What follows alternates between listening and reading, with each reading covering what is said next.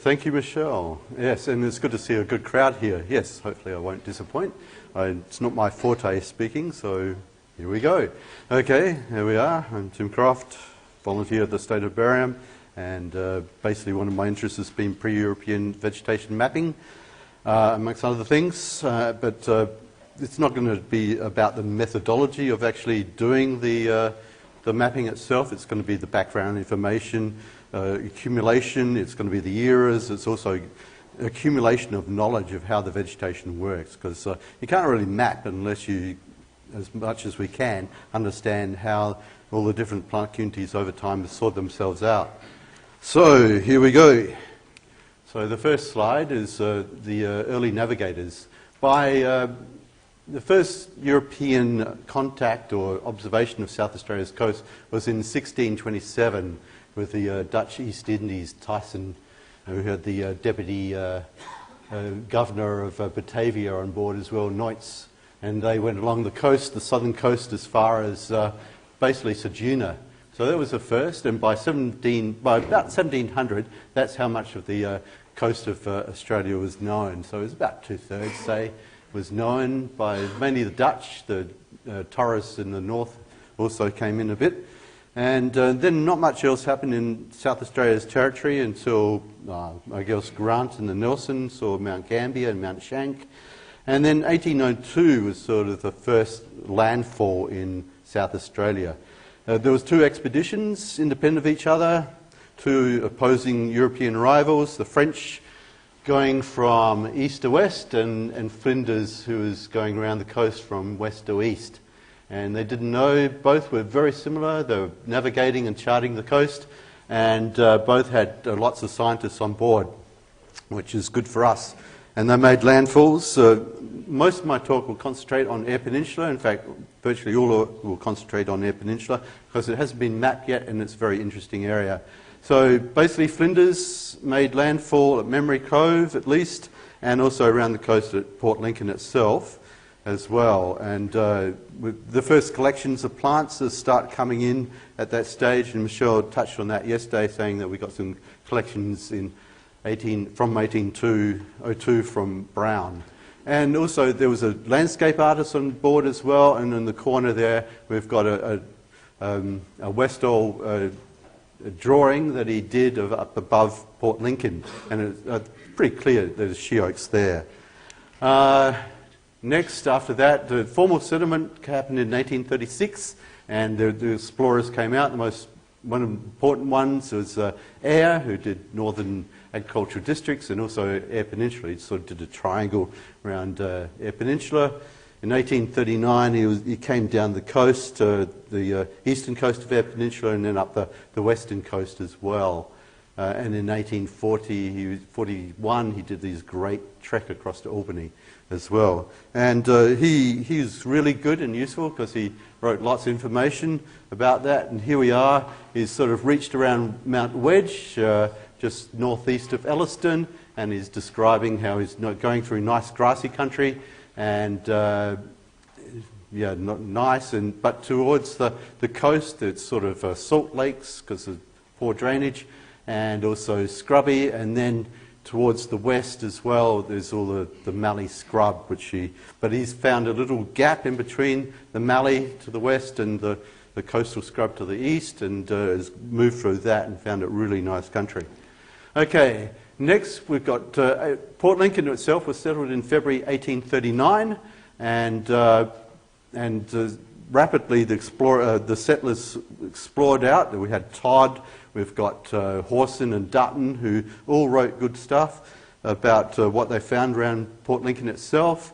They spread out pretty rapidly, looking for good pastoral country, and they sent back, there used to be the government ship came out about weekly, I think, and they'd send back newspaper articles to Adelaide, and they got written up, and so you can look in the State Library and find lots of fantastic information about what they described. They wrote lots about the vegetation. This is 1844 with Angus, who came over with Governor Grey, and he also went up the top of the hill overlooking Port Lincoln, and you can see that he's bathed basically all the hills there in sheoak, in Alocasia verticillata. Okay, basically the early The settlement area was pastoral, sheep grazing mainly, and again, Angus went out as to the basic limits of pastoralism at that stage in 1844. This is the Marble Ranges. You've got North and South Block of Marble Ranges, and you sort of got idyllic sort of grassy area which was fairly open, and freshwater swamps and all sorts of things. And we can see xanthorrheas and banksias there. Both are fairly uncommon now on Eyre Peninsula. They're quite scarce and very limited where they are, but they used to be quite extensive. And in fact, Angus described this part of Eyre Peninsula as looking very much like the southeast of South Australia. So it's all very interesting. And then in the 1860s, the pastoral era was coming to an end, and we were beginning of the agricultural cereal crop time. And Goya was a major person in that. He supervised the splitting of surveying the state agricultural areas into counties, hundreds, and sections. And he encouraged his surveyors to write about native vegetation that he saw, because he could see the importance of link, and that was very important when he did his Goya's line as well, to sort of look at the understory, the ctenopods, where the ctenopods were dominant and where they weren't, as a sort of limit where agriculture was. And so there's 100 of Kevin, which is sort of in the far west of Eyre Peninsula, and we've got some description of some of the vegetation there. And also, about this era, photographs were coming in as well in the 1800s. 1860s, there was good photographs beginning to come through, and that gives an idea of what there was. But the major impact that happened was the railway. The government, the colony and then the state government encouraged railway development, and that speeded up the change of the vegetation. It brought in lots of new settlers, and lots of new clearance happened. Okay, how are we doing? Good. Okay, now we've got the vegetation. This is where we begin to understand. Now, what happened was basically the agriculturalists for cereal cropping, they picked the best bits, the flat, the least rock, the best soils, the deepest soils, and so it's basically selectively cleared. They might leave some trees along as shelter belts, along fence lines, or nice big trees as sort of paddock shelter and those sorts of things. But they also left the hilly bits and the rocky bits as well. So basically that's what we've got to work with now, is what's left, but there's lots of gaps. And filling in those gaps is where the knowledge of what the vegetation is all about. And you can get some idea from remnants, although the remnants tend to be left for a reason, but Hinks is a big park, and so it's got some good agricultural soils in there too, which gives us an idea of what might be some of those areas cleared as well as roadsides, gives us a bit of a cross-section too. And then in the corner we've got, well, basically east of Elliston, and that used to be lots of she oak area. That's what the pastoralists first moved into, and with fire and grazing, preventing natural regeneration after the fire. And we've also lost a lot of soil as well. In this particular case, there's probably a little bit less burning, and so we've got lots of logs and stumps and things there, still there, so it's remnant. And so we can build up a picture of where plants were and are, and what the patterns are, and what sort of soils and everything else they've liked. And up in the corner, we've also got just showing the herbarium records are also important. I like going through the old herbarium records you can find. There were some fairly good collectors. There was Wilhelmy, who was on the mission just out of Port Lincoln in the 1850s, I think. Yes, and he would send stuff over to Mueller in Melbourne. That one in the corner is actually one of Robert Brown's collections from Memory Cove. Yeah, and we know that Crechum glomeratum, that is sort of like red loam and concrete, so it could be Eucalyptus diversifolia, or a bit of coastal sort of stuff that he got that from when he was there making collections. And so you can build up a picture.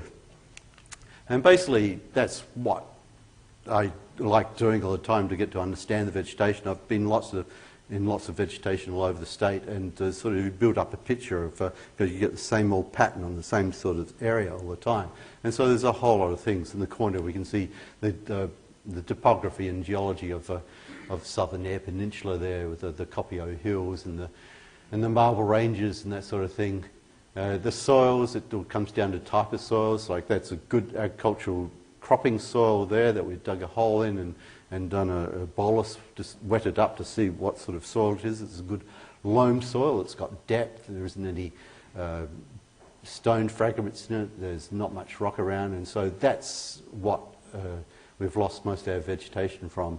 And in the other corner is that area east of Elliston with the bare areas, an aerial photograph, and it's one of the layers we can bring in from nature maps that the State Department has of sort of showing drainage or elevation and all that sort of stuff. We can bring in parcels and all those sorts of things we can bring in as layers to sort of work out where we are and everything else. And that's showing the bare areas. There's lots of calcrete which were clothed in she oak.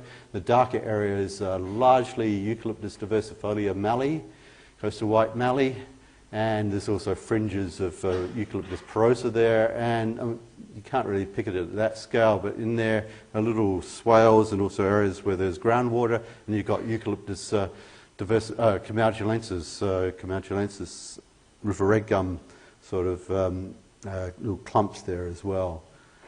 So, and then basically the idea is to produce maps, and up the top is one I've done for the Murray Mallee. Haven't done one for Eyre Peninsula, apart from that special one we did by modelling. We put in our landscape parameters for that one and sort of came up. That was when we were listing that as a threatened ecological community for the federal EPBC Act. In 2012-11 we did that, and so we did a map and work out where the red bits are showing where the prime areas of well, basically where Eucalyptus petalularis or woodland was, and to some degree is, yes, yeah, so that sort of things. That's all. Well, that's probably about it in any case, so thank you for putting up with me.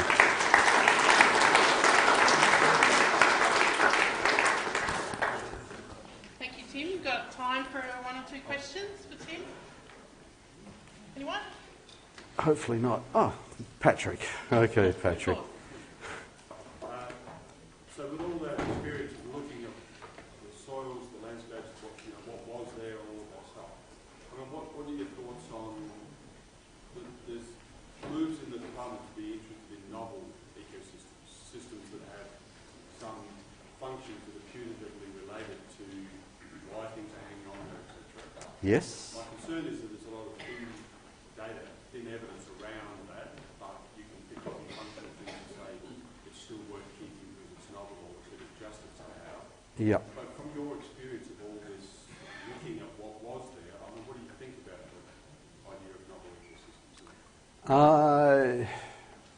We can get a bit too focused on something that's novel, I have to admit, Patrick, but basically, yeah, my knowledge I use to sort of support a lot of projects as well, and more there's restoration is being looked at as well, and I'm involved with some of those projects currently too. So yeah, we can get a bit hung up on that, Patrick. Yep. We can get a bit too focused in on things. Yep. Good. Anyone else? Thank you, Tim. That was really interesting, and I'm always struck by the stuff